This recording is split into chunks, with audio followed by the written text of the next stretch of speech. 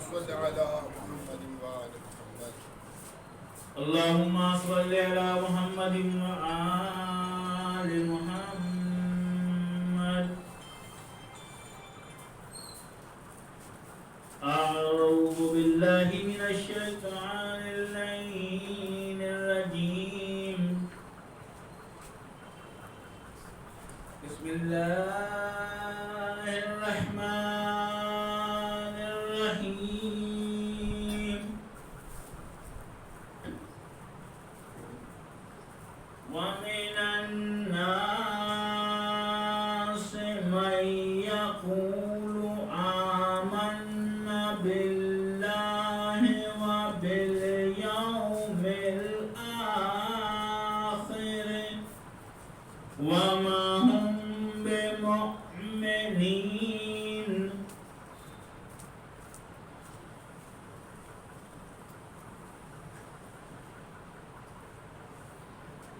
يخادعون الله والذين آمنوا وما يخدعون إلا أنفسهم وما يشعرون.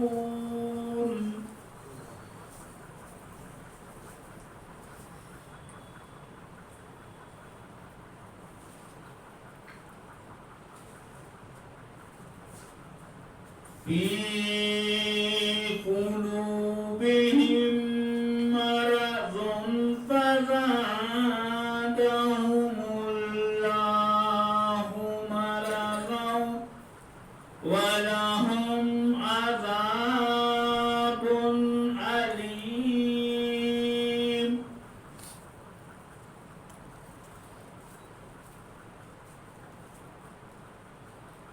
بما كانوا يكذبون.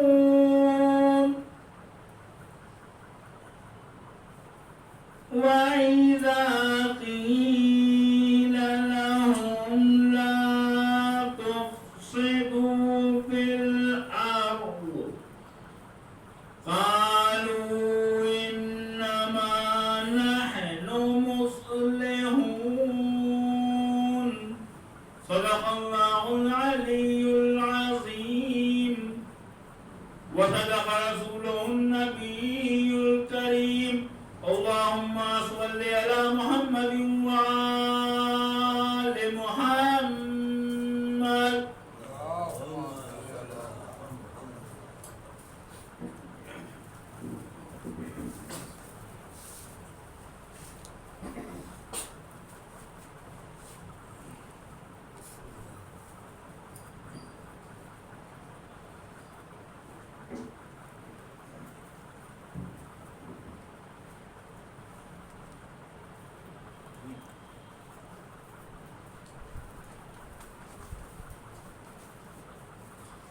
فاتحة.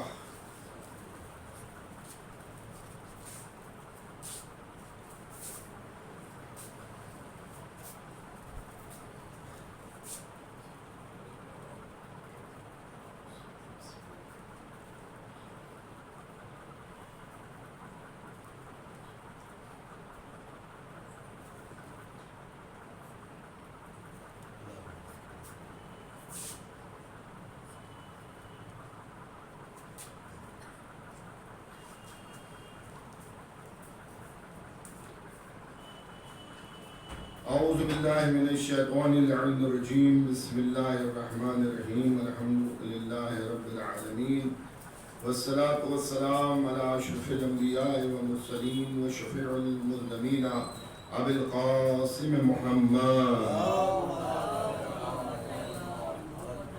وآل بيته الطيبين الطاهرين المعصومين المظلومين من يومنا هذا إلى قيام يوم الدين. أما بعد فقط قال رسول الله صلى الله عليه وآله وسلم أولنا محمد وأوسطنا محمد وآخرنا محمد وكلنا محمد. صلوات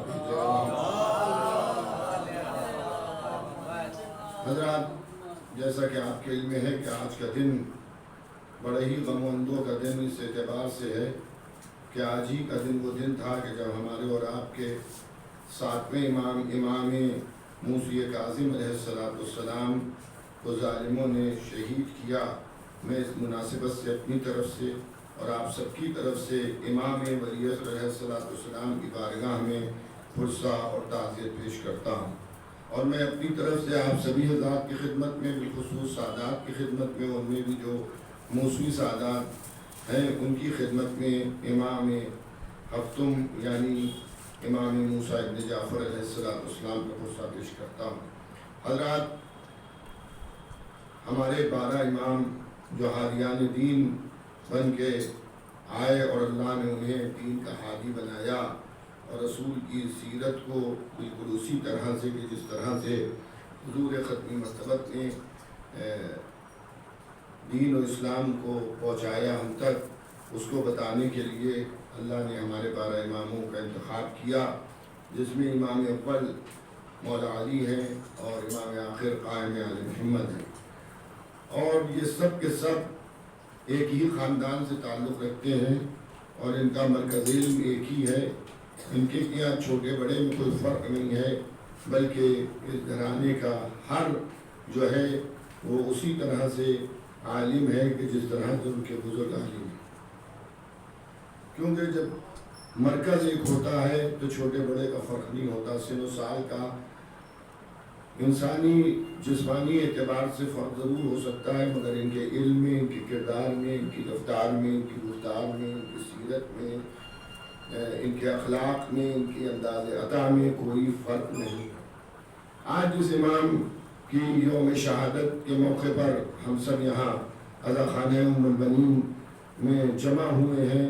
یہ امام بھی اپنے اجداد کی طرح سے حضور ختمی مرتبت کی سیرت کو لوگوں تک پہنچا رہے ہیں، اور ہمارے ائمہ کا ایک خاص رویہ اور طریقہ یہ رہا کہ سن و سال کی حدوں کو پار کرتے ہوئے کسی بھی مشکلات میں ہوں، حد یہ ہے کہ ظالم قید خانے میں بھی اگر رکھے ہوئے ہے تب بھی یہ دین و اسلام کی تعلیمات لوگوں تک پہنچا رہے ہیں، اور یہ بتا رہے ہیں کہ شریعت کا حکم کیا ہے اور شریعت پہ عمل کرنے کا طریقہ کیا ہے۔ عام حالات میں لوگ واجبات سے کبھی کبھی غافل ہو جاتے ہیں، لیکن امام معصوم عام حالات جانے دیجئے دشوار تر حالات میں بھی عبادت الہی سے غافل نہیں ہوتے۔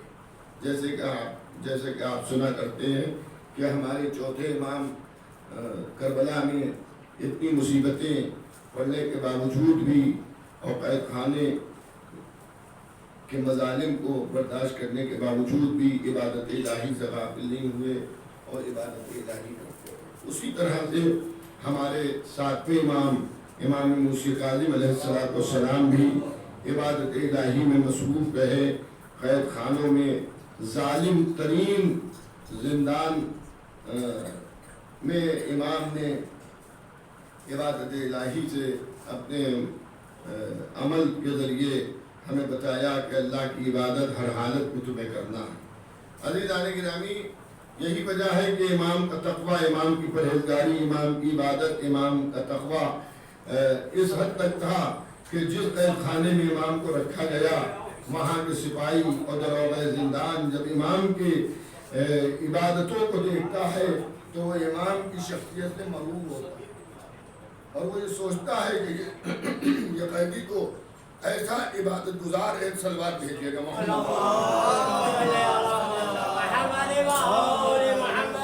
کہ اس کا جیسا عبادت گزار تو ہم نے کہیں دیکھا نہیں۔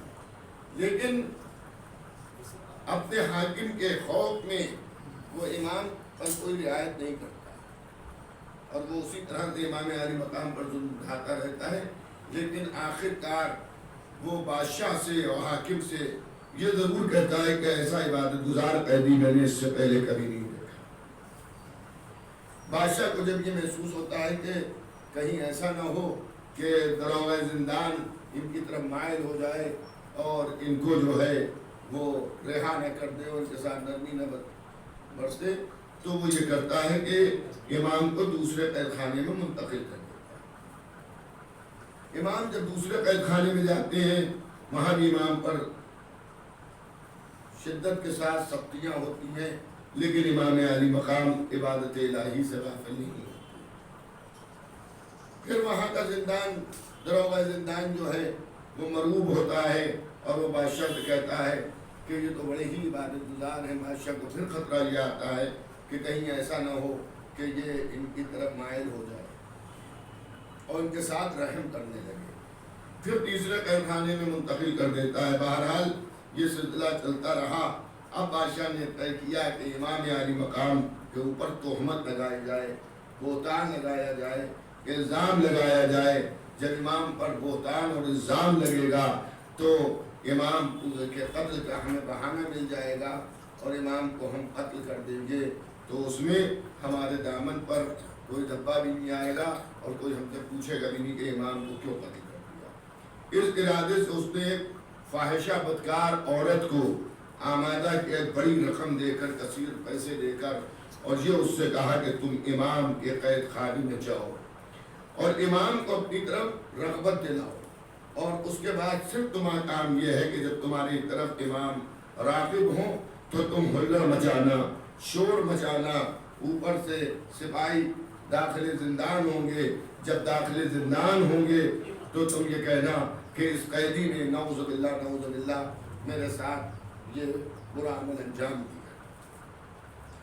ظاہر ہے کہ پیسے کو دیکھ کر انسان اپنی ایمان کو بھی بیچ ڈالتا ہے، خوف الہی ختم ہو جاتا ہے اس کے دلوں سے۔ پروردگار ہم سب کو محفوظ رکھے کہ ہم کبھی بھی دولت کو دیکھ کر، دنیا کی چمک دھمک کو دیکھ کر اپنے ایمان کا سودا نہ کریں اور خلاف شریعت کو عمل نہ کریں۔ دیکھیے، پیسہ ہر انسان کے لیے ضروری ہے، لیکن پیسے کی دعا کرنے کے ساتھ ساتھ ایمان کی حفاظت کی بھی دعا کیجیے تاکہ ایمان آپ کا محفوظ رہے۔ حلال و طیب پیسے کے ذریعے انسان جنت کو بھی خرید سکتا ہے اور ناجائز طریقوں سے وہ جہنم میں بھی جا سکتا ہے۔ تو عزیزان گرامی، اس نے یہ طے کیا کہ عورت کو پیسے دیے اور وہ عورت راضی ہوئی اور وہ زندان کے اندر اس نیت سے گئی۔ تو اب جو وہ پہنچی ہے تو اس نے کیا دیکھا کہ جس قیدی سے اسے ملنا تھا، یعنی ہمارے اور آپ کے ساتھ پہ امام موسی کاظم علیہ السلام پر صلوات بھیجیے، ایک اور صلوات بھیج دیجیے محمد۔ تو عزیزان گرامی، اب جو دیکھا تو کیا دیکھا کہ امام علی مقام جو ہے وہ سجدے میں ہیں اور امام اللہ کا شکر ادا کر رہے ہیں۔ بہت دیر تک یہ انتظار میں رہی کہ امام علی مقام جو ہیں وہ سجدے سے فارغ ہوں اور یہ عورت چیخے اور اس کا سپاہی آئیں، جو بھی پروگرام مرتب کیا گیا ہے وہ سب ہو جائے۔ یہاں معاملہ یہ ہوا کہ امام نے اپنے سر کو سجدے سے نہیں اٹھایا اور امام ذکر الہی میں مصروف رہے، یہاں تک اس عورت نے جب امام کے اس طویل سجدے کو دیکھا، ان کے خضوع اور خشوع کو دیکھا، تو وہ اپنے دل میں سوچنے لگی کہ یہ قیدی ایسا تو نہیں ہے جس کے اوپر الزام لگایا جائے، مگر اب اس کے ذہن میں یہ فکر ہوئی کہ دیکھیں یہ کیا کہہ رہا ہے، یہ کون سا ذکر کر رہے ہیں، یہ کون سی یاد الہی میں ڈوبے ہوئے ہیں۔ کہتی ہے کہ میں نے اپنے کانوں کو امام کی طرف متوجہ کیا اور دیکھا کہ کیا ذکر کر رہے ہیں۔ تو آپ کو معلوم ہے کہ آپ کا ساتواں امام سر کو سجدے میں رکھے ہوئے کہہ رہا ہے، پروردگار تیرا شکر ہے، میں نے تجھ سے ایک تنہا مکان کی درخواست کی تھی، ایک ایسی جگہ کی درخواست کی تھی کہ جہاں میں سکون سے تیری عبادت کر سکوں اور میں تیری عبادت میں مصروف رہوں۔ تو نے مجھے وہ تنہائی کا عالم دے دیا کہ جہاں میں تیری عبادت کر رہا ہوں اور میری عبادت تیرے لیے ہو رہی ہے۔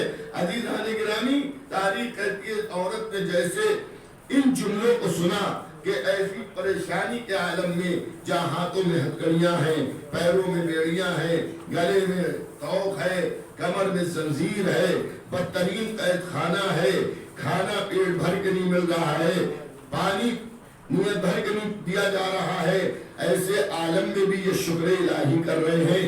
اس عورت نے ان جملوں کو سننے کے بعد جو امام ذکر کر رہے تھے، اپنے سر کو بھی سجدے میں رکھ دیا اور اللہ نے اس کی ہدایت کی کہ وہ برے عمل سے رکی اور اپنے کے بعد وہ ذکر الہی کرتی رہی. یہاں سپاہی منتظر ہیں، انتظار میں ہیں کہ اندر سے عورت چیخے تو سپاہی دوڑے اور اس کے بعد وہ عورت جو ہے وہ الزام لگائے اور امام عالی مقام کے اوپر تہمت لگائی جائے اور امام عالی مقام کو پھر قتل کر دیا جائے. جب بہت دیر ہو گئی، سپاہیوں کو کوئی آواز نہیں سنائی دی، حاکم نے حکم دیا ذرا جا کے دیکھو کیا اندر ہو رہا ہے. اب جو وہ اندر سپاہی داخل ہوئے تو کیا دیکھا، امام بھی سجدے میں ہے اور وہ عورت جو بدکار تھی وہ بھی سجدے میں سر رکھے ہوئے شکر الہی کر رہی ہے.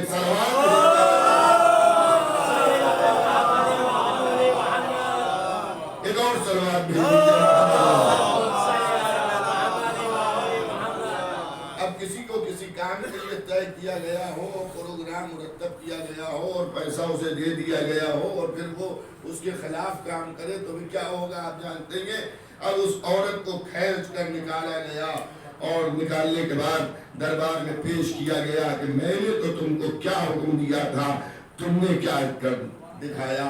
اس نے کہا جب تک کہ مجھے ان کی معرفت نہیں تھی، جو تو نے کہا میں راضی ہو گئی، لیکن جب میں نے ان کے طویل ذکر سجدہ کو سنا تو میں سمجھ گئی کہ ان سے بہتر کائنات میں کوئی ہے ہی نہیں، ان سے افضل کائنات میں کوئی ہے ہی نہیں، اور میں ان کے اوپر ایمان لے آئی. عزیزان گرامی، بالکل منظر دربار فرعون والا نظر آیا کہ جادوگروں نے موسیٰ کے خلاف رسیوں کو چھوڑا تھا، لیکن جب جلال موسیٰ کو دیکھا تو جادوگروں نے اپنے سر کو سجدے میں رکھ دیا اور موسیٰ کے رب کے اوپر ایمان لے آئے. یہ گنہگار عورت بھی بالکل اسی طرح سے کہ جیسے جادوگروں کا جب جادو باطل ہوا تو انہیں معرفت موسیٰ ہو گئی. اس عورت کے جو بدکار عورت تھی، گناہگار عورت تھی، لیکن جب معرفت امام ہوئی تو اللہ نے اس کے گناہوں کو معاف کر دیا اور وہ پکار ہو گئی.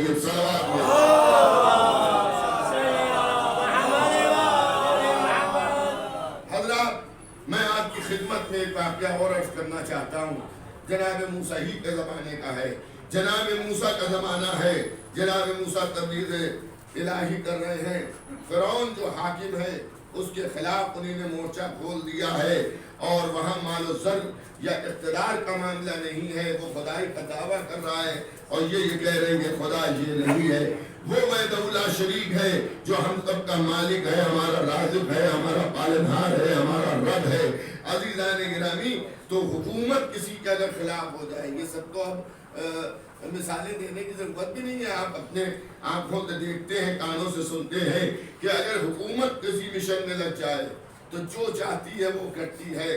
تو اب وہاں فرعون جو حاکم ہے، اس فرعون نے یہ طے کیا کہ موسیٰ پر تہمت لگائی جائے، موسیٰ پر الزام لگایا جائے، موسیٰ کے کردار کو مسخ کر دیا جائے. تو اس نے یہ کام کیا کہ وہاں بھی اس نے ایک عورت کا انتظام کیا اور اس عورت سے یہ کہا کہ جب موسیٰ اپنی قوم میں نیکوکار لوگوں میں تقریر کر رہے ہوں اور یہ کہہ رہے ہوں، خوف الہی کی باتیں کر رہے ہوں، گناہوں سے رکنے کا حکم دے رہے ہوں، اس وقت کھڑی ہو جانا اور کھڑی ہو کے اتنا کہہ دینا، آپ کیا یہ اچھی باتیں کر رہے ہیں، آپ نے تو نعوذ باللہ نقل کفر نباشت، آپ نے تو میرے ساتھ زنا کیا ہے. ساری شخصیت ان کی مٹی میں مل جائے. خدا نہ کرے کسی کے اوپر ایسی تہمتیں لگیں. پروردگار ہم سب کو ایسے الزامات اور تہمتوں سے محفوظ رکھے، نہ ہم کسی پر ایسی تہمت لگائیں کبھی اور نہ ہمارے اوپر کوئی ایسی تہمت لگے. عزیزان گرامی، حضرت موسیٰ تقریر کر رہے ہیں، وعظ و نصیحت کر رہے ہیں، اچھی باتیں کر رہے ہیں، دین بتا رہے ہیں، برائیوں سے روک رہے ہیں کہ مجمع سے وہ عورت کھڑی ہوئی اور کھڑے ہونے کے بعد اس نے کہا موسیٰ بڑی اچھی باتیں آپ کر رہے ہیں، لیکن آپ کا کردار تو ایسا ہے، آپ نے تو میرے ساتھ یہ سلوک کیا. حضرت موسیٰ لرز گئے. کسی بھی عام انسان پر اگر کوئی تہمت لگ جائے تو گھبرا جائے.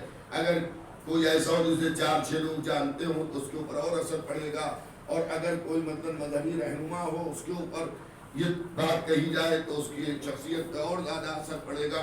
موسیٰ لرز گئے، لیکن موسیٰ کا جلال بھی ہے، موسیٰ ایک جلالی نبی ہے. حضرت موسیٰ نے فوراً اس عورت کو دیکھا اور زمین کو دیکھا اور زمین کو حکم دیا کہ اسے جکڑ لے. توجہ کیجئے گا، زمین کھسکی اور اس کو گٹوں تک زمین نے اتنا کس لیا کہ اب وہ اپنا پیر زمین سے اٹھا نہیں پا رہی ہے، نکال نہیں پا رہی ہے. کہتی ہے موسیٰ مجھے معاف کر دو، موسیٰ مجھے معاف کر دو. جلال کا عالم یہ تھا کہ موسیٰ نے پھر زمین کو حکم دیا اسے اور جکڑ لے. پنڈلیوں تک زمین نے جکڑ لیا. پھر اس نے کہا معاف کر دو، تو موسیٰ نے کہا زمین سے اور جکڑ لے. وہ موسیٰ سے معافی مانگتی رہی اور موسیٰ اشارہ کرتے رہے یہاں تک کہ پوری عورت زمین میں دھس گئی، ختم ہو گئی. عورت کا وجود ہی نظروں کے سامنے سے غائب ہو گیا. عزیزان گرامی دیکھیے میرے بیت پیغمبر کو جو نبیوں سے افضل سمجھتے ہیں اس کے معاملہ سمجھیے. موسیٰ سے اس نے 2-4 مرتبہ معافی مانگی لیکن اس کے نتیجے میں وہ زمین میں دفن ہوتی گئی. کیا کہنا مولا علی کا کہ ایک دشمن نے ایک بار نہیں 70 مرتبہ کہا کہ اگر علی نہ ہوتے تو میں ہلاک ہو جاتا. سمجھ کے نہ، لیکن حضرت نے وہ معافی مانگتا رہا اور علی اس پہ نزول عذاب کو روکتے رہے. صلوات بھیجیے گا.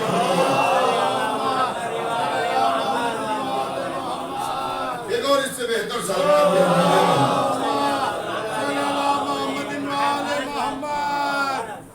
عزیزان گرامی، برادران ایمانی، محبان اہل بیت پیغمبر عزیزداران امام موسیٰ ابن جعفر علیہ السلام.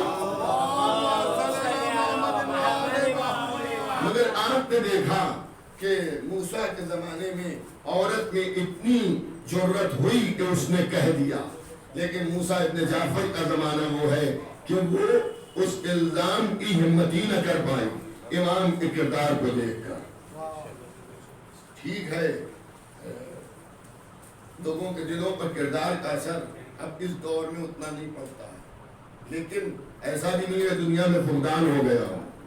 اس دنیا میں ابھی بھی ایسے لوگ ہیں جو آپ کے اچھے کردار پر آپ کی طرف مائل ہوتے ہیں. اور پھر میں ایک بات جانتا ہوں، دیکھیے موت کا کسی کی بھروسہ نہیں ہے اور موت کے لیے کوئی سن و سال کا تعین نہیں ہے. انسان جتنے دن جی رہا ہے اللہ کا شکر ادا کرے. کب اس کی طرف سے حکم ہو جائے اور وہ کب اللہ کی بارگاہ میں چلا جائے اس کا علم اللہ ہی کو ہے. عزیزان گرامی، ساری دنیا منحرف ہو آپ کی نیکیوں سے اور آپ کے اچھے اخلاق سے. کبھی کبھی لوگ اچھے اخلاق کو کمزوری انسان کی سمجھتے ہیں. بڑے افسوس کی بات ہے.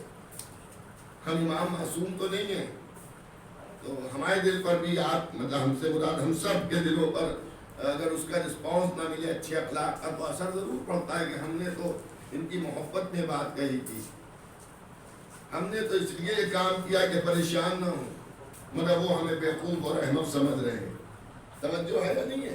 تو دنیا ناراحت ہو جائے کوئی بات نہیں، لیکن آپ کا بہترین اخلاق اور کردار جو ہے وہ اللہ و رسول اور ائمہ طاہرین کو پسند ہے. ساری دنیا منحرف ہو جائے آپ کا اگر کچھ بگاڑے گی دنیا ہی میں بگاڑے گی، لیکن اگر اللہ اور رسول آپ کے ساتھ ہیں تو آخرت بخیر ہو جائے گی. ایک صلوات بھیجیے گا.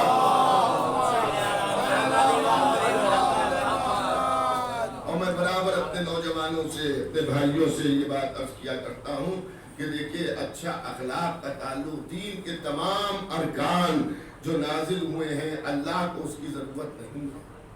نماز روزے کی اللہ کو ضرورت نہیں ہے، زکوٰۃ و خمس کی ادائیگی کی اللہ کو ضرورت نہیں ہے، خانہ کعبہ کے طواف کی اللہ کو ضرورت نہیں ہے. یہ سب اس لیے ہم پر فرض کیا گیا ہے کہ ہم ان سب کے ذریعے بہترین اخلاق پیدا کریں. اپنے حضور ختمی مرتبہ خلق عظیم پر فائز ہوئے، خلق عظیم پر فائز ہوئے، بہترین اخلاق والے. اور ہم اور آپ جتنے بھی بلند ہو جائیں ہم نہ رسول ہو سکتے ہیں نہ ائمہ طاہرین جیسے ہو سکتے ہیں. جب دنیا آپ کو پریشان کرے آپ کے اخلاق اور آپ کے کردار کی بنیاد کے اوپر تو آپ یہ سوچئے کہ اللہ کے رسول اور ائمہ معصومین کو جب زمانے نے نہ چھوڑا تو ہماری حیثیت کیا ہے، ہماری اوقات کیا ہے. صلوات بھیجیے.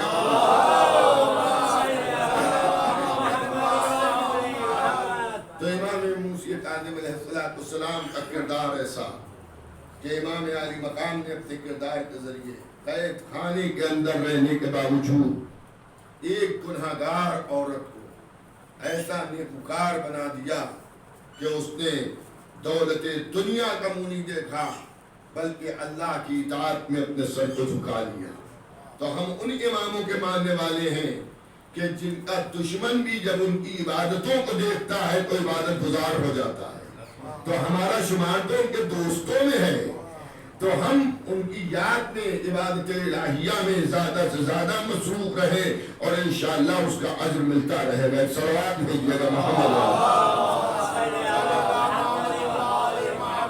عزیزان گرامی، امام علی مقام کی حیات طیبہ کے بہت سے واقعات و معجزات ہیں، اور دیکھیے میں برابر ائمہ معصومین کے حالات زندگی کی جب مجلسیں پڑھتا ہوں تو اس میں بات کہتا ہوں کہ ہم نے اہل بیت پیغمبر کو، ائمہ معصومین کو ہم نے صرف خاندان کی بنیاد پر نہیں مانا ہے۔ خاندان کی بنیاد پر اگر مانتے ہم تو ہمارے امام موسیٰ ابن جعفر علیہ السلام جن کی آج روز شہادت ہے، 25 رجب ہے آج، تو عزیزان گرامی ہم ان کے اور بھی فرزند ہیں، اور تعداد 18 فرزندان کی یا اس سے زیادہ کی بھی آپ کو مل جائے گی، اللہ عالم بالصواب، لیکن ہم نے ان میں سے امام علی رضا علیہ السلام کو امام کی حیثیت سے مانا۔ ہم امام زادوں کی تعظیم کرتے ہیں، احترام کرتے ہیں، ان کے قبور کی زیارت کے لیے ہم جاتے ہیں، اور اللہ نے ان کو یہ شرف دیا کہ وہ امام کے فرزند ہیں، ان کی ولدیت میں امام علی مقام کا نام نامی ہے، لیکن ہم بحیثیت امام اسی کو مانتے ہیں کہ امام جس کی پیشین گوئی کرے اور اللہ کی طرف سے جس کی روشن نشانیاں ظاہر ہو رہی ہیں۔ صلوات بھیجیے گا۔ ہم نے امام موسیٰ کاظم علیہ السلام کو بھی اللہ کے حکم سے اور سیرت پیغمبر کی روشنی میں اور حکم پیغمبر اسلام کے ہم نے مانا، اور بہت سی ایسی حدیثیں ہیں کہ جس میں حضور ختمی مرتبت کے اپنے 12 جانشینوں کے نام بھی بتائے اور ان کی صفات کا بھی ہمیں جو ہے وہ علم دیا کہ وہ کیسے ہوں گے، ان کے نام نامی بھی بتائے، سب کچھ بتایا۔ پردے میں نہیں نبی نے رکھا، ایک امام کا نام نبی نے بتایا کہ کس کے بعد کون تمہارا ہادی ہوگا۔ اللہ کا شکر کیجئے کہ ہم نے نبی کے قول کو فراموش نہیں کیا، اور ہم نے اسی اعتبار سے نبی کے جانشین تسلیم کیے، جبکہ زمانے قدیم میں امام برحق کو ماننا بڑا سخت کام تھا۔ عزیزان گرامی، آپ ہی کے جیسے مومنین اور شیعہ، ظاہر ہے کہ اس وقت اتنا میڈیا اسٹرانگ نہیں تھا، مسافت کے وہ وسائل نہیں تھے جو اب ہیں۔ کبھی کبھی ایسا ہوتا تھا کہ دور دراز کے مومنین جب مدینے آتے تھے تب انہیں خبر ملتی تھی کہ امام کی شہادت ہو گئی۔ ایسا بھی ہوتا تھا کہ انہیں اس کا علم ہو جاتا تھا کہ امام شہید ہو گئے، لیکن یہ علم نہیں ہوتا تھا کہ امام کے بعد ہمارا کون امام ہے۔ امام جعفر صادق علیہ السلام کے حالات زندگی میں بھی، ان کی وفات کے بعد بھی کچھ ایسے، شہادت کے بعد بھی کچھ ایسے حالات پیدا ہوئے کہ کچھ امامت کے دعوے دار کھڑے ہوئے اور کچھ لوگوں نے بنا دیے، جس میں حضرت اسماعیل، یہ جو اسماعیلی شیعہ کہلاتے ہیں، جبکہ شیعہ اشنا شری ہم اور آپ ہیں 12 امامی۔ ایک طبقہ فرقہ ایسا بھی ہے، ان کا وجود آپ کے ہندوستان میں بھی ہے، جو مولا علی کو مانتے ہیں، امام حسن کو مانتے ہیں، امام حسین علیہ السلام کو مانتے ہیں، امام سجاد علیہ السلام کو مانتے ہیں، امام باقر علیہ السلام کو مانتے ہیں، امام جعفر صادق علیہ السلام کو مانتے ہیں، اور اس کے بعد سے وہ امام موسیٰ ابن جعفر کو نہیں مانتے، حضرت اسماعیل کو مانتے ہیں۔ موری فرقہ جو ہے وہ حضرت اسماعیل کو مانتا ہے، وہ کہتا ہے وہ امام۔ حضرت اسماعیل کے تقوی، پرہیزگاری، دینداری کے ہم سب قائل ہیں، ہم ان کی عزت کرتے ہیں، ان کا احترام کرتے ہیں، امام زادے ہیں، نیکوکار ہیں، سب ہیں، مگر جیسا کہ میں نے عرض کیا ہم انہیں بحیثیت امام نہیں مانتے۔ امام ہم امام موسیٰ ابن جعفر علیہ السلام کو مانتے ہیں، ہم انہیں امام نہیں مانتے، ہم عزت دار انہیں سمجھتے ہیں، مگر ہم انہیں امام کی حیثیت سے نہیں مانتے۔ جبکہ آپ دیکھیں شیطان نے کس طرح سے گمراہ کیا۔ میں پھر عرض کروں کہ کہ آپ شکر الہی کیجئے کہ اس گمراہی سے آپ محفوظ رہے۔ امام جعفر صادق علیہ السلام کی حیات طیبہ میں حضرت اسماعیل جو ان کے فرزند ہیں ان کی وفات ہو گئی، اور وفات کے بعد امام نے خود ان کی تدفین کی، خود انہیں دفن کیا۔ ان کی وفات پر امام نے آنسو بہائے، افسوس کیا، کسی کا بھی فرزند مر جائے تو یہ فطری چیز ہے کہ وہ افسوس کرے گا، اور امام نے خود انہیں دفن کیا۔ لیکن جب چھٹے امام کی شہادت ہوئی تو کچھ لوگوں نے حضرت اسماعیل کو اپنا امام مانا، چھٹے امام کا جانشین و نائب مانا۔ تو بھیا پہلے یہ بتائیے کہ انسان نیابت اسی وقت تو کر سکتا ہے جب وہ زندہ ہو، موجود ہو۔ آپ مجھے کسی کا نائب بنائیں گے تو میرا وجود ہونا ضروری ہے نا، میں مر چکا ہوں، اس کے بعد میں کیسے نائب بن جاؤں گا؟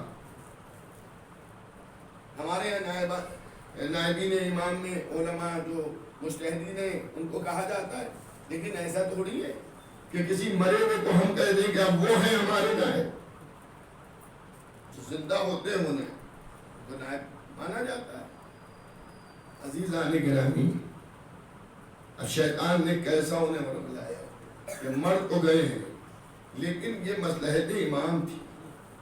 وہ یہ کہتے ہیں کہ مصلحت امام تھی، وہ مر گئے تھے یا نہیں مرے تھے، امام نے انہیں دفنا دیا، اور بعد میں وہ قبر سے نکل آئے، وہ زندہ تھے۔ توجہ کیجیے گا، شیطان اس طرح دل بہکاتا ہے، انسان کی عقلوں کو خبط کر دیتا ہے۔ اسی لیے میں عرض کیا کرتا ہوں کہ اللہ سے یہ بھی دعا کیجیے کہ پروردگار ہماری قوت عقل کو باقی رکھے اور صحیح دین و دنیا کے فیصلے کرنے کی صلاحیت عطا کرے۔ صلوات بھیجیے گا۔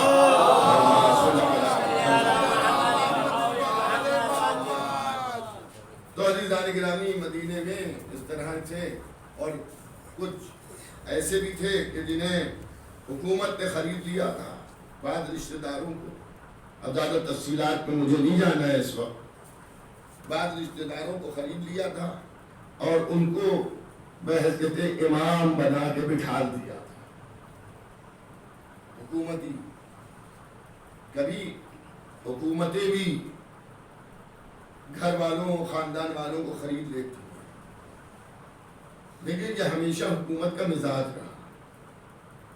اگر کوئی گمراہی پھیلانا ہے تو ایک طریقہ یہ ایک آدمی کو گمراہ کیا جائے، لیکن ایک آدمی کو اگر گمراہ کیا جائے گا تو اس میں لگے گا وقت۔ ہو سکتا ہے میں گمراہ ہو رہا ہوں، آپ میری اصلاح کر دیں، میں پھر صحیح ہو جاؤں، لیکن اگر کوئی مجھے گمراہ کر دے تو میں ایک ذمہ دار جگہ پر بیٹھ کے بہتوں کو گمراہ کر سکتا ہوں، تو اس میں پیسہ بھی کم خرچ ہوگا، ایک آدمی کو خرید لیا۔ اسی لیے ہمارے یہاں جو عقیدہ ہے اس میں کسی کی تقلید نہیں ہے۔ صاحبان علم تشریف فرما ہے، آپ کی نظر ہوگی توضیح مسائل پر بھی اور فقہی مسائل پر۔ آپ کو معلوم ہے ہمارے کیا تقلید ہے، بغیر تقلید کے ہمارا عمل ناقص ہے، لیکن دو سیکشن ہیں، ایک اصول دین ہے، ایک فروع دین ہے۔ فروحات میں تقلید ہے، اصول میں تقلید نہیں ہے۔ اگر مجھ سے کوئی یہ کہے کہ آپ اللہ کو کیوں مانتے ہیں، اور میں اس کیوں میں یہ کہہ دوں اس لیے مانتا ہوں کہ آیت اللہ سیستانی مانتے ہیں، میں ان کی تقلید میں ہوں اس لیے میں اللہ کو ایک مانتا ہوں، تو یہ میرا ناقص عقیدہ ہے۔ اگر کوئی یہ کہے کہ آپ محمد رسول اللہ کی عدالت پہ کیوں قائل ہیں، ہم نے کہا ہم آیت اللہ خوئی کی تقلید بھی کر چکے ہیں، ہم اس لیے قائل ہیں کہ آیت اللہ خوئی اللہ کی عدالت کو مانتے تھے، تو عقیدہ ہمارا ناقص ہے۔ نبوت، امامت، قیامت، اس میں کسی بھی عقیدے کے اوپر ہم کسی بڑے سے بڑے عالم کا نام بھی نہیں لے سکتے کہ ہم ان کی وجہ سے مانتے ہیں، بلکہ ہماری شریعت میں یہ ہے، ہمارے بزرگوں نے سکھایا ہے کہ اصول دین میں تم اپنی عقل کے اعتبار سے دلائل کو قائم کر کے مانو۔ دلائل کو دیکھیے. اب میں نے ایک بات عرض کی, عقل ایک بہت بڑا ہادی ہے آپ کے پاس. میں نے اسی ادا خانے میں کسی مجلس میں بات عرض کی تھی کہ اللہ نے ہمارے وجود کے ساتھ ساتھ ایک ہادی کو ہمارے ساتھ بھیجا ہے بشکل عقل. ایک صلوات بھیجیے.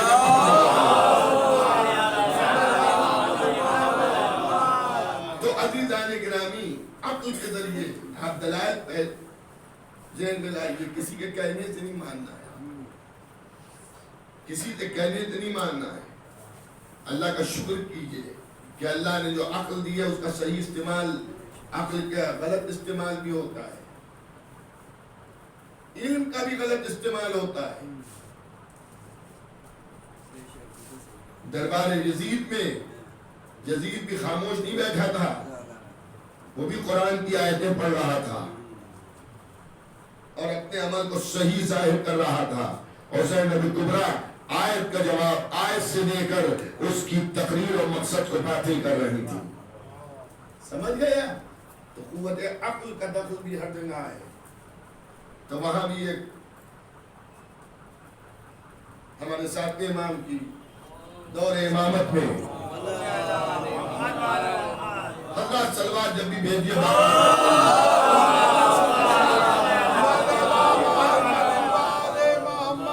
وہاں بھی چھوٹے امام بنائے گئے, سرکاری امام, خاندانی کے کچھ افراد تھے. تعجب نہ کیجیے گا کہ ان کے خاندان میں ان کی مخالف کیسے آ گئے. ہر چیز کی مثال قرآن میں ہے. کبھی کبھی ذہنوں میں بچے سوال کرتے ہیں کہ فلاں امام کے فلاں قریبی رشتہ دار امام کی مخالفت میں کیسے کھڑے ہو گئے. تو امام کو آپ دیکھ رہے ہیں, آپ نبی کو دیکھیے, سگا چچا ابو لہب, پورا قرآن نے سورہ نازل کر دیا, اس کے لیے بددعا دے دی. لائق تعریف وہ خاندانی ہے جو اہل بیت کے ساتھ رہے. اگر معصوم کے مقابل سگا چچا بھی آ جائے گا تو لائق لعنت کہلائے گا. ایک صلوات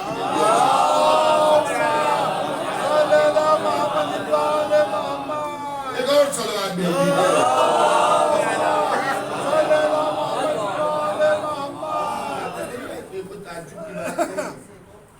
نبی کے زمانے میں بھی مولا علی کے عہد میں سگی بہاوت اونٹ پہ سوار ہو کے آ گئی.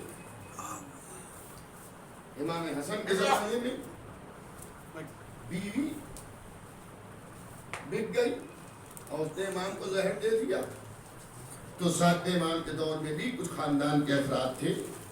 دیکھیں خاندان کی عزت کس نسبت سے ہے, اس چیز کو آپ ذرا غور کیجئے. خاندان کی نسبت رسول و آل رسول اور ائمہ معصومین کی محبت کی بنیاد پر ہے. سرکار کے پر کسی کے تھوڑی لگیں گے, اس لیے لائق تعظیم ہے کہ رسول کے گھر کا ہے. لیکن اگر رسول کے گھر کا ہونے کے باوجود بھی رسول کی مخالفت کرے تو لائق تعظیم نہیں ہے. اس کی مثال خود قرآن میں موجود ہے کہ نبی کہہ رہا ہے کہ یہ میرے اہل سے ہے اور اللہ کہہ رہا ہے یہ نااہل ہو چکا ہے. ایک صلوات بھیجی جب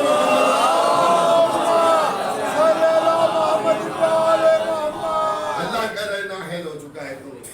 تو ساتھ امام کے بھی خاندان کے کچھ افراد بک گئے حکومت کے ہاتھوں اور انہی نے دعوی امامت کر دیا.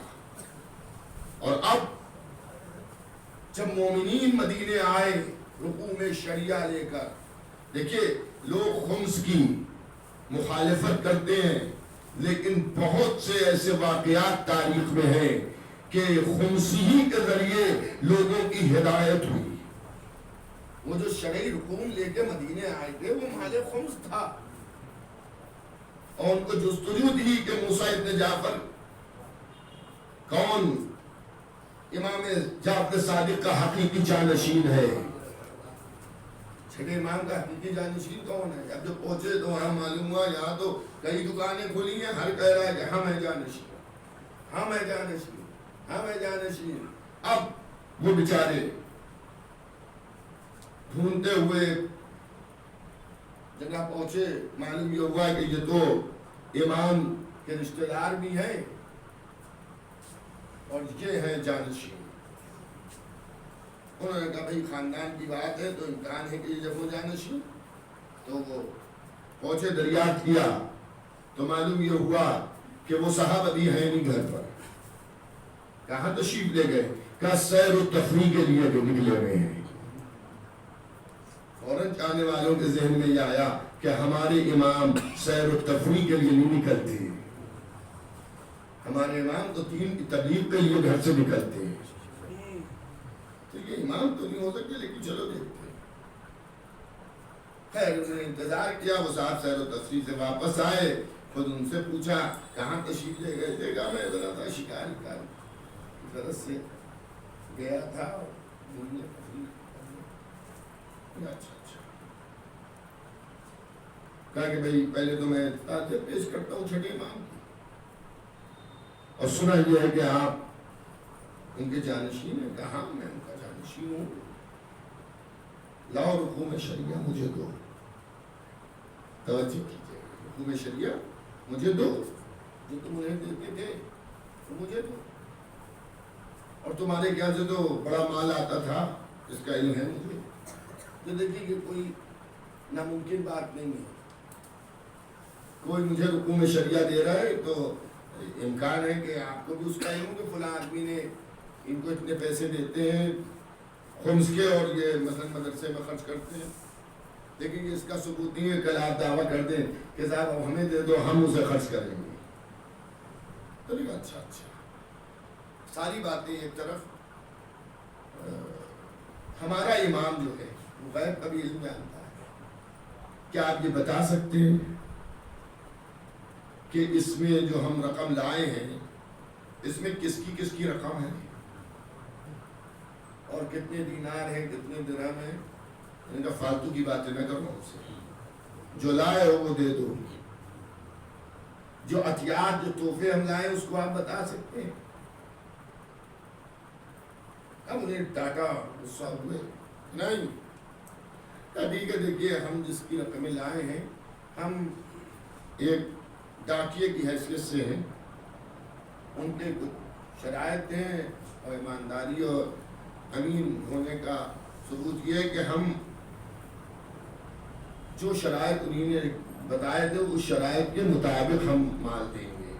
اگر آپ بتا دیجئے تفصیلات تو ہم آپ کو مال دے دیں گے. نہیں بتائیں گے تو یہ مال ہمارا نہیں ہے، جس کا ہے اسے واپس کر دیں گے. جا کے وہ وہاں پہ چلے گئے. فوراً حکومت نے اطلاع کی بھئی لوگ آئے تھے اور انہوں نے ہمیں پیسے نہیں دیے.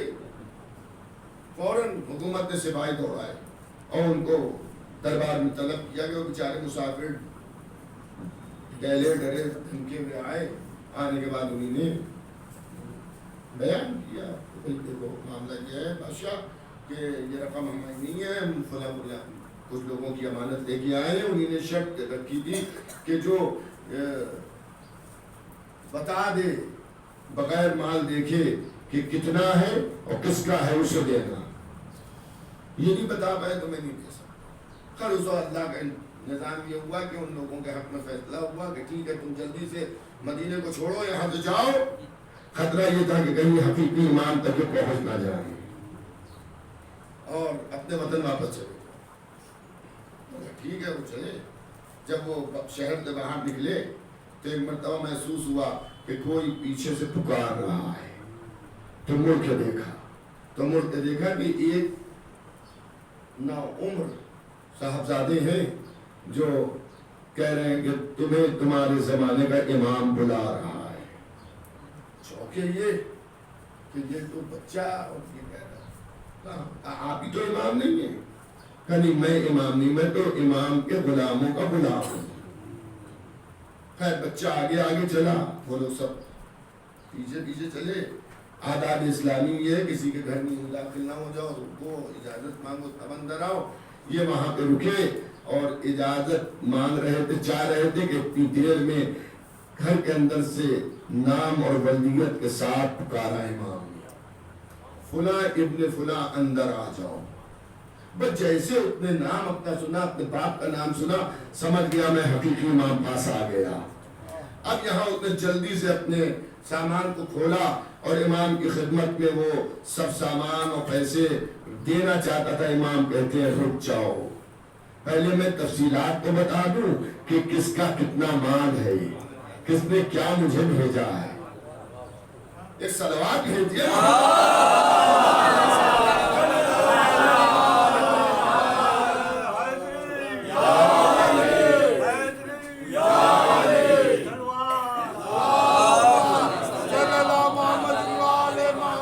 امام نے اس کی تفصیلات بتائی.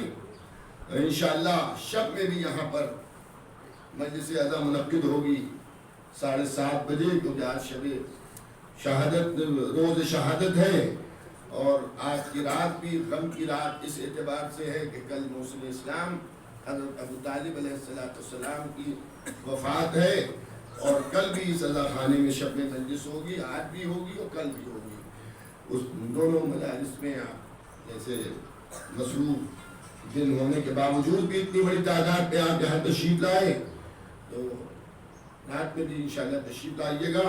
اور کیونکہ اب ہمارے وقت میں زیادہ گنجائش نہیں ہے، اس لیے باقی واقعہ آپ رات کو سن لیجیے گا. ارادہ تو میرا ابھی کا تھا، لیکن جب گھڑی پہ نظر پڑی تو اب مصروف دن ہے آپ کا، اس لیے میں آپ کی خدمت میں انشاءاللہ باقی واقعہ اور بھی واقعات امام کی حالات زندگی کے رات میں بیان کروں گا. کیونکہ ہمارے جناب قربان کاظمی صاحب کی یہ فرمائش تھی کہ ان مجالس میں امام ہی کے متعلق آپ کو بیان کیجیے. تو میں نے کل رات کی مجلس میں بھی جو حضرات تشریف رکھتے تھے رات میں، وہ گواہی دیں گے کہ میں نے امام کے سلسلے میں عرض کیا، اور آج بھی آپ کی خدمت میں عرض کروں. عزیزان گرامی، امام کا زمانہ بڑا پراشور تھا. ہمارے ائمہ میں ہمارے ساتویں امام پر جو ظلم ہوئے وہ بھی بہت تھے. اور میرے امام کا پوری عمر تقریباً اکثر عمر قید خانے میں رہی، اور امام کو ظالم ہمیشہ قیدی بنا کے ظالموں نے رکھا. عزاداروں، محبان اہل بیت پیغمبر، عزاداران امام و مظلوم کربلا، ہمارے چوتھے امام بھی اسیر ہوئے لیکن قید خانے سے رہائی مل گئی. لیکن ہمارا 7واں امام وہ مظلوم امام ہے کہ جسے قید خانے زندان سے اس وقت رہائی ملی جب روح جسم سے پرواز کر گئی تھی. عزاداروں، آج رونے کا دن ہے، آج ماتم کا دن ہے، آج امام یہ کاظم علیہ السلام کو پرسہ دینے کا دن ہے. اے عزاداروں، ذرا تصور سے سوچئے گا کہ کیا عالم ہوا ہوگا. روح جسم سے پرواز کر گئی، ہاتھوں میں ہتھکڑیاں، پیروں میں بیڑیاں امام کے پڑی رہ گئی. دو روایتیں ہیں، لیکن آثار امامت امام نے زہر نوش کرنے کے بعد بھی ظاہر کیے. رطب کے ذریعے امام کو زہر دیا گیا. امام نے 7 یا 9 رطب کھائے، نوش فرمائے، اس کے بعد ہاتھ روک لیا. تو ظالم کہتا ہے اور کھائیے، کہ تیرا مقصد پورا ہو گیا. مصلحت پروردگار تھی. یوں تو امام کو کئی مرتبہ زہر دیا گیا اور کئی مرتبہ قتل کرنے کی کوشش کی گئی، لیکن امام عالی مقام بچ گئے، اور اللہ کی مرضی یہی تھی. امام نے پھر ارشاد فرمایا کہ دیکھو، اس زہر کا اثر میری شہادت آج سے 3 دن بعد ہوگی. یعنی 23 تاریخ کو امام کو زہر دیا گیا، اور امام نے کہا میرا جسم سرخ ہو جائے گا. سرخ کے بعد میرا جسم جو ہے وہ زرد ہو جائے گا، اور جب میرا جسم سفید ہو جائے، سفید سے مراد یہ کہ جب انسان کے جسم میں خون کم ہو جاتا ہے تو جو کھال و گوشت پہ سرخی ہوتی ہے وہ سفیدی میں بدل جاتی ہے. بس سمجھ جانا کہ میرا وقت شہادت قریب ہے، اور پھر میں بچوں گا نہیں. اور جو امام نے فرمایا تھا وہی ہوا کہ امام کا جسم پہلے سرخ ہوا، پھر زرد ہوا اور پھر سفید ہو گیا، یعنی جسم کا خون ختم ہو گیا، اور اس کے بعد امام عالی مقام کی شہادت ہو گئی۔ یہ عزاداروں اس کے لیے دو روایتیں ہیں۔ ایک روایت یہ کہ بغداد کے قید خانے سے لوہے کے کاٹنے کی آوازیں آ رہی تھی، تو کسی نے دریافت کیا قید خانے سے آواز کیسی؟ کسی نے جواب دیا ارے وہ قیدی ختم ہو گیا جس کو ہتھکڑیاں پہنائی گئی تھی۔ جزاک اللہ جزاک اللہ، آپ کی آوازیں بلند ہو رہی ہیں۔ اور ایک روایت یہ ہے کہ 4 مزدوروں کے ذریعے امام کو اس صندوق میں نکالا گیا، اور نکالنے کے بعد بغداد کے پل پر اس صندوق کو رکھ دیا گیا۔ آج بھی محبان اہل بیت عراق میں 25 رجب کو ایک بہت بڑا بغداد میں جلوس نکلتا ہے جو پورے بغداد کے اوپر سے گزرتا ہے، اسی یاد کو تازہ کرنے کے لیے کہ امام کا جنازہ اسی پل پر اس طرح سے رکھا گیا تھا۔ ہاں عزاداروں، جب جانے والے آئے جناب سلیمان تشریف لائے، اور لانے کے بعد امام عالی مقام کے جنازے کو اٹھانا کہا تو جنازہ صندوق بہت وزنی محسوس ہوا۔ جب بہت وزنی محسوس صندوق ہوا تو ایک نے دوسرے کو دیکھا۔ اکثر قید خانے میں جا کر امام سے ملاقات کیا کرتے تھے تو انہیں معلوم تھا کہ امام کا جسم اتنا بوجھل نہیں تھا، ارے اتنا بھاری جسم نہیں تھا جتنا بھاری یہ صندوق ہے۔ تو کسی نے کہا کہ ذرا تابوت کے اوپر کا کپڑا ہٹا کے تو دیکھو۔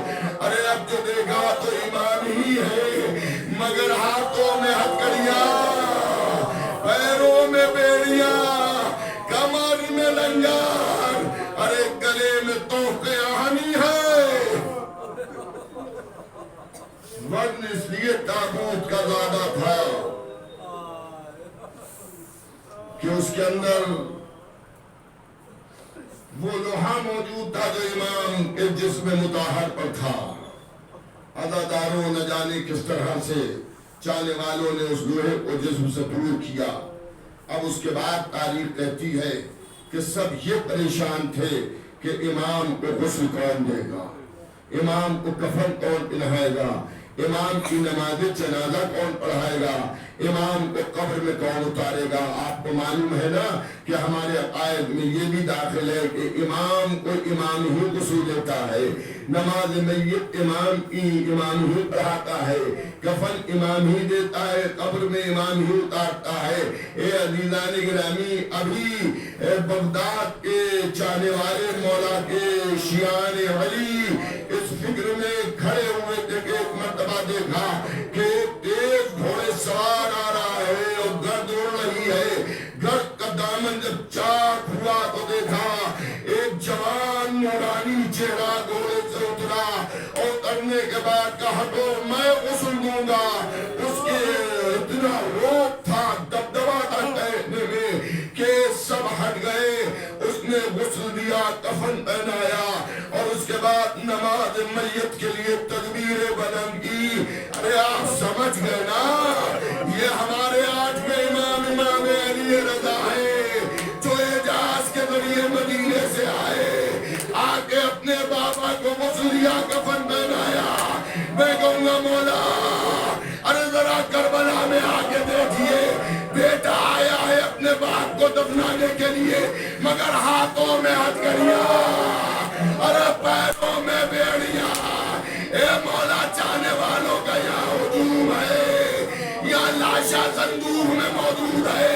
ہائے کربلا، جہاں حسین کا لاشا منتشر ہے، گھوڑوں کی ٹاپوں سے پامال، امام سجاد نے ایک چٹائی میں جما دیا، ارے اپنے بابا کو دفن کیا۔ واہ مصیبت،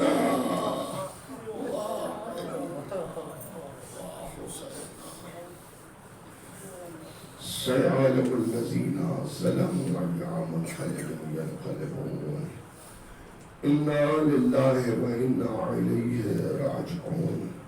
پروردگارہ ہم سب کی اس عزا کو قبول فرما، ہم سب گناہ کبیرہ و صغیرہ کو معاف فرما۔